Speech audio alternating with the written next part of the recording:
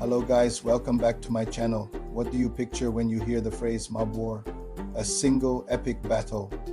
The reality is far more complex. The mob wars weren't one event. They were a decades-long series of brutal internal conflicts that tore the American Mafia apart from the 1970s to the early 2000s. These weren't just street brawls. They were wars for control over territory, leadership, and the very soul of organized crime. So, how did the mob even operate? Think of them less like street gangs and more like sinister corporations. They had a strict hierarchy, the boss at the top, the underboss as second in command, the Consigliere as an advisor, Capos leading crews, and soldiers doing the dirty work. They didn't just steal money. They controlled entire systems, construction unions, waste management, gambling, and extortion rackets. They were woven into the fabric of cities like New York and Chicago. This leads to an uncomfortable question. Did the mob ever do any good? In a way, yes. In neighborhoods they controlled, random street crime often went down because they were the only authority. They employed thousands and injected cash into local economies. But this order was built on a foundation of fear, corruption, and violence. It was a peace paid for with intimidation. Then Hollywood got involved. Movies like The Godfather and Goodfellas turned mobsters into icons.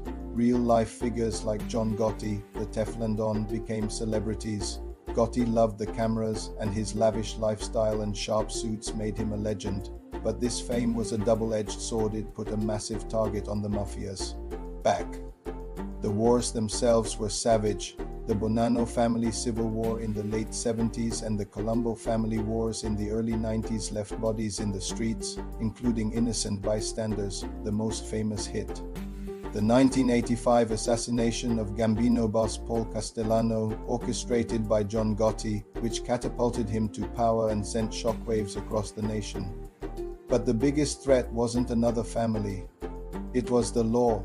The RICO Act of 1970 was a game changer. It allowed prosecutors to target the entire criminal enterprise, not just individual crimes.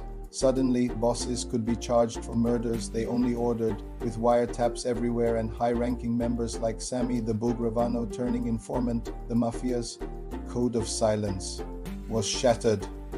In the end, the deadliest outcome of the mob wars wasn't the body count. It was the fact that the Mafia destroyed itself. The public violence attracted federal attention, the media exposure killed their secrecy, and the constant betrayals turned allies into enemies. The very thing that made them powerful, their internal wars, became